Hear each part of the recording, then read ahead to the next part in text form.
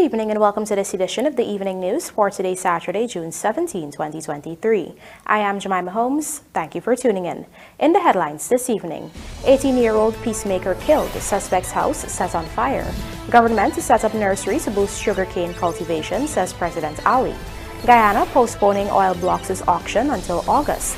Carbon credit grants already being utilized by some villages, says JAGDEO, and TUSCHEN family of 4 received new home from First Lady. Now for the news in detail. As the Guyana government seeks to modernize the sugar industry and restore it to a state of profitability, President Dr. Irfaan Ali has said efforts are underway to establish a nursery with the aim of enhancing the cultivation of sugarcane.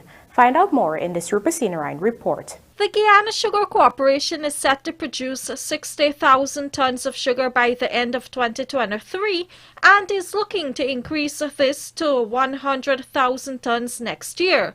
But according to President Dr. Irfaan Ali, one of the greatest challenges within the sector is the cultivation of the sugarcane plants.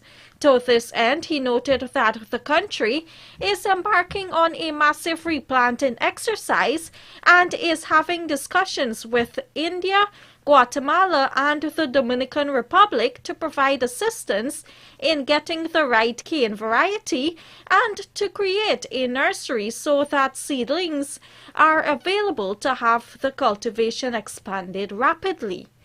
Meanwhile, the head of state is hopeful that the expanded cultivation will be ready by the end of this year when the Rose Hall estate is slated to be reopened and the packaging plant at Albion Estate will be completed, both in Region 6. With the ongoing efforts to modernize and mechanize Gaisuku, President Ali posited that government will soon be in a better position to analyze the next 3 to 5 years of the sugar industry in order to make the right decisions that are critical and key in advancing the prospects of this important economic sector. The Guyanese leader also agreed to a request made by General Secretary of the Guyana Agricultural and General Workers Union, Aslim Singh, for him to facilitate greater dialogue between the sugar workers, their union, and the Gaisuku management. The People's Progressive Party civic government will be further postponing the oil blocks' auction, which was scheduled to have gotten underway next month until August of this year. Gerald Bryan joins us with the details. This revelation was made in a report by Reuters, quoting Vice President JAGDEO. According to the report, the government will be postponing the auction as it looks to finalize the oil and gas regulatory framework. This is not the first time the auction has been postponed, having been delayed previously.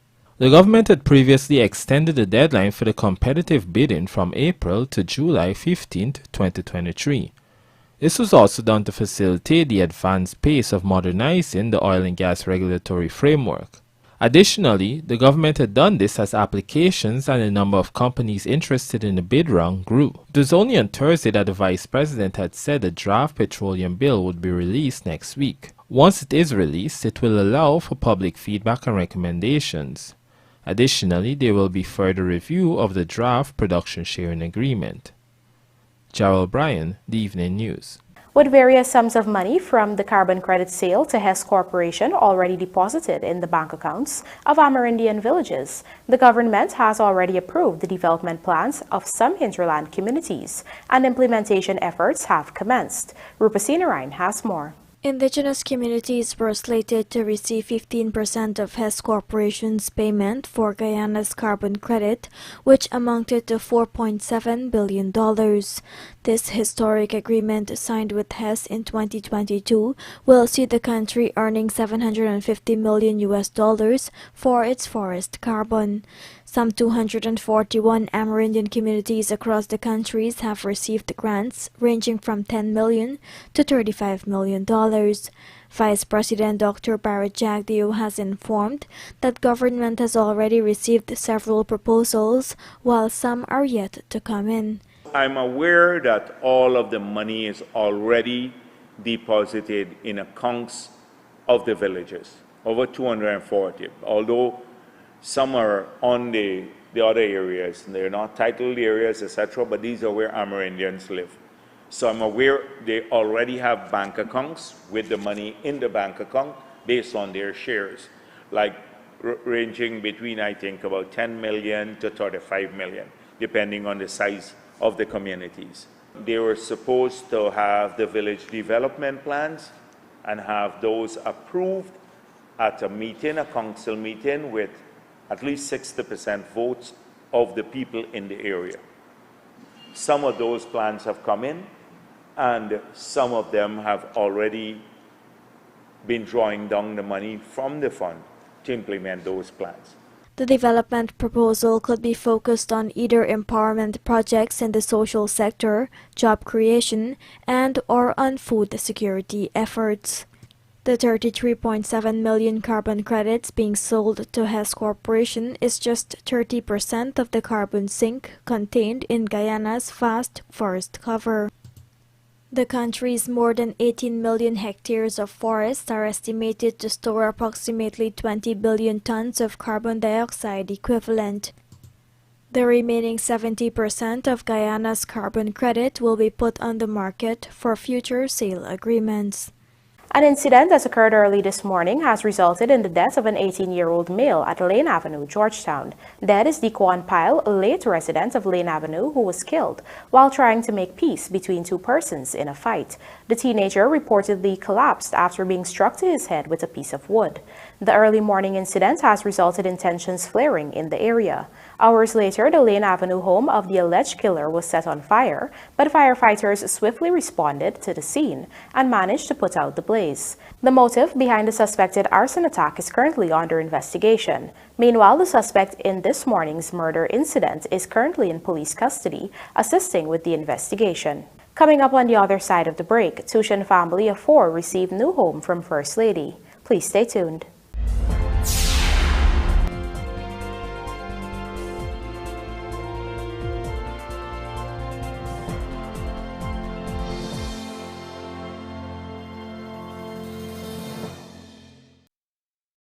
Turbo energy drink rolling out the Turbo Hot Summer Wheels promotion. Win a brand new 2023 Honda HR-V plus over $3 million in weekly cash and prizes. Just grab any bottle of Turbo energy drink, Buster or Classic, and locate the 8-digit code on the bottle. Then visit Turbo IG and Facebook at Turbo_Caribbean for more details. Conditions apply. Sally's Boutique is the place to shop when looking for quality high-end men and women footwear, wristwear, wallets, and clothing. Follow us on Instagram, Sally's Boutique GY. We're located at Charlotte Street between Camp and Wellington Streets. Contact us on 231-7519. That's 231-7519. WhatsApp 613-9578. That's 613-9578. Sally's Boutique, the new home of Clark's. Entrepreneurs, coconut byproducts are in high demand. How can you cater to that demand? By investing in a coconut shredder from Sylvie's. Guaranteed to increase your output, this 110-volt stainless steel machine shreds coconut in seconds, allowing you to also save on labor and time. From the shreds, you can create coconut powder, oil, milk, etc. Order yours now at sylviesonline.com or at our 31 High and Hatfield Street store.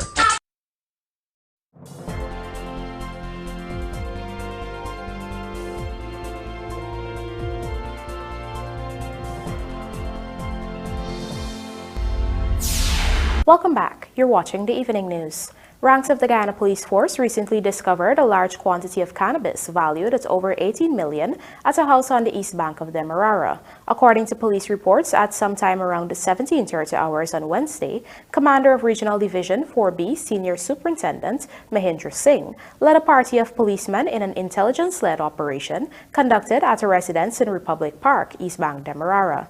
During a search of the premises, 4 45-gallon barrels, which contained several bulky plastic bags wrapped with transparent scotch tape, were found in a storage room. The The parcels were examined in the presence of the 2 male occupants of the house, and a quantity of leaves, seeds, and stems suspected to be cannabis were found. While still at the residence, the ranks also searched a motorcar, PVV 810, that was parked in front of the house, and unearthed another set of marijuana.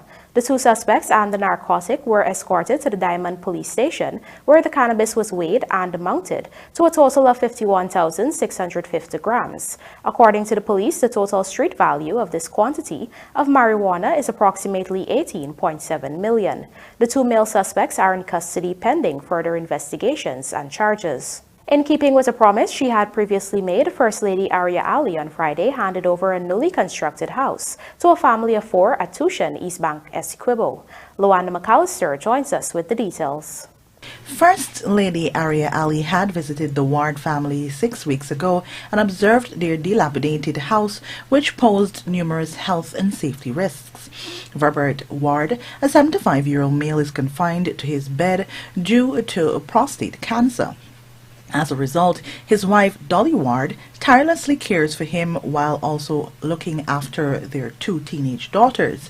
However, the woman is unable to work, thus resulting in the family relying solely on the elderly man's pension. Recognizing their dire situation, the First Lady made a commitment during her late April visit to construct a new home for the Ward family. Additionally, she arranged for the establishment of a chicken coop to provide them with an income source. Furthermore, the First Lady pledged to offer scholarships to the teenage girls once they completed their education. In a show of solidarity, Ishan Ayube, the regional chairman of Region 3, also promised to provide part-time employment for Mistress Ward, assigning her the responsibility of caring for her ailing husband.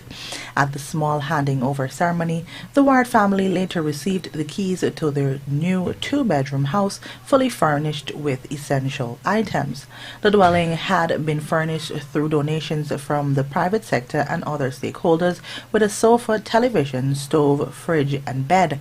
The First Lady expressed her joy in fulfilling her commitment to providing the family with a new home within 6 weeks. Luanda McAllister for the Evening News.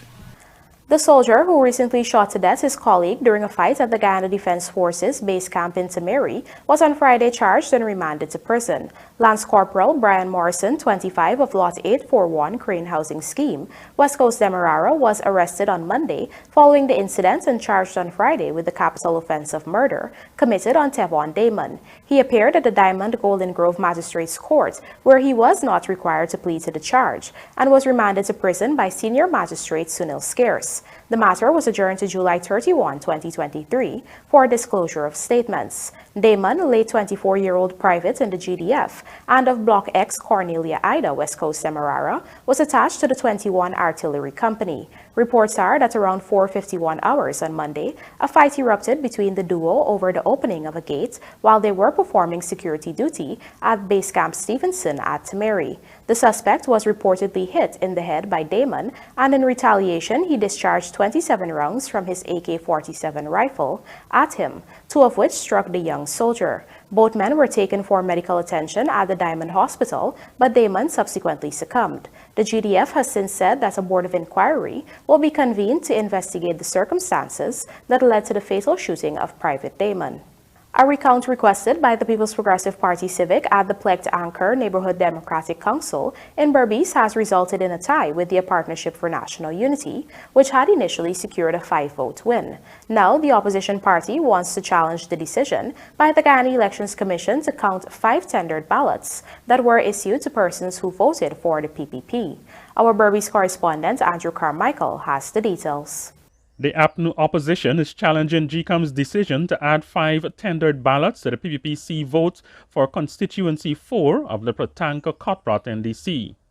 During a press conference on Saturday, APNU's constituency candidate Deodan Ramdat insisted that he won the first past the post system by 32 votes compared to the 27 votes obtained by the PPPC candidate Odish Tambourine. These figures were confirmed by GCOM's publication of the results from that LLA. However, the PPPC subsequently asked for a recount, which was held at GCOM's New Amsterdam office on June 14th. Regional Coordinator Kirk Fraser says the opposition party has taken a decision not to accept the recount, as provided by GCOM for the Platango Cotrot NDC. And at that recount, what transpired there, it would have shown that there were 5 tendered ballots that was issued by the PO at that particular polling station. That 5 tendered ballots were then added to the legal ballots that were placed into the ballot box.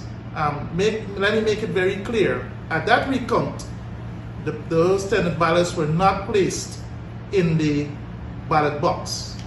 Unfortunately, at that recount, the RO, Mr. Autar, would have said to us that the political parties can see what they can do, right? Right away, I would have objected to such statements, stating that I know for sure that tendered ballots are not counted on any elections. Fraser made reference to an incident on March 2nd, 2020, regional and general elections where the tendered ballots were not counted and the hostile Lancaster NDC, which is also in Region 6. Meanwhile, GCOM's decision to add the 5 tendered ballots to the PPPC's votes has pushed the ruling party's tally for that constituency to 32, thus creating a tie with APNU. What we're saying that we would not be accepting that, and we would be moving on to the legal aspect of this so that we can have a final determination. Moreover, APNU on Saturday refused to participate in the declaration of the local government election results for Region 6, arguing that tendered ballots are not legal. I don't know who would have voted on the tendered ballots, but we were asking to have a view of the poll book to see when this incident would have occurred, because the poll book would give us a clear indication as to the time when this was done, and that's supposed to be reported to the RO. Unfortunately, there is no such indication of time this thing would have happened. When persons make claims that they would not have voted, but records at the polling station suggest that they would have voted, a tendered ballot is issued, allowing the polling officer the opportunity to later have a full investigation and adjudicate. This system has been allowed because of the possibility of a polling officer making an error. Andrew Carmichael, The Evening News. And now for a look at the bridge reports. The Demerara Harbour Bridge will be closed to vehicular traffic on Sunday, June 18th, 2023 at 4:30 for a period of 1.5 hours. Meanwhile, the Berbice River Bridge is expected to be closed at 17 hours on Sunday, June 18th, 2023, also for a period of 1.5 hours. And now the local stock exchange market compliments of GASI.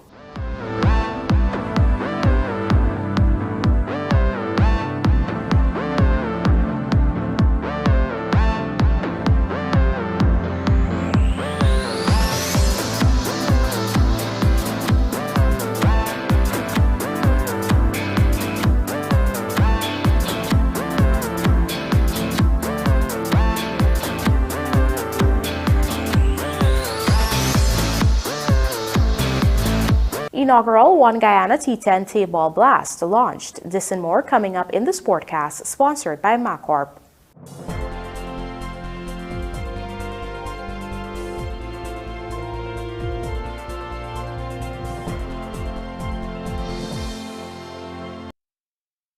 Turbo Energy Drink rolling out the Turbo Hot Summer Wheels promotion. Win a brand new 2023 Honda HR-V plus over $3 million in weekly cash and prizes. Just grab any bottle of Turbo Energy Drink, Buster or Classic, and locate the 8-digit code on the bottle. Then visit Turbo IG and Facebook at Turbo_Caribbean for more details.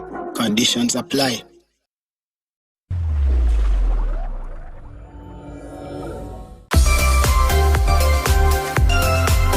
Place your bets during the matches and win up to $3 million per coupon with live betting. Check out all the different matches and bet types at www.superbet.gy. Superbet, your best bet. Must be 18 years and older. Terms and conditions apply. Looking to bring your dream home to reality? Or simply taking on a home improvement project? Then National Hardware Limited is where you should start. Let us put that touch to your home.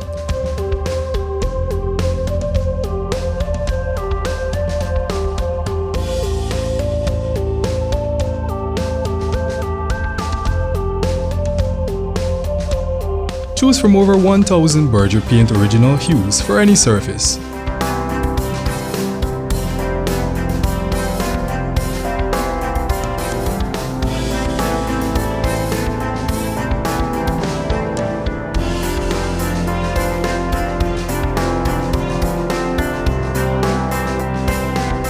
We are known for our trusted brands such as Westinghouse, Philips, Sadco, Rubbermaid, Pyrex, Gibson Home, and so much more.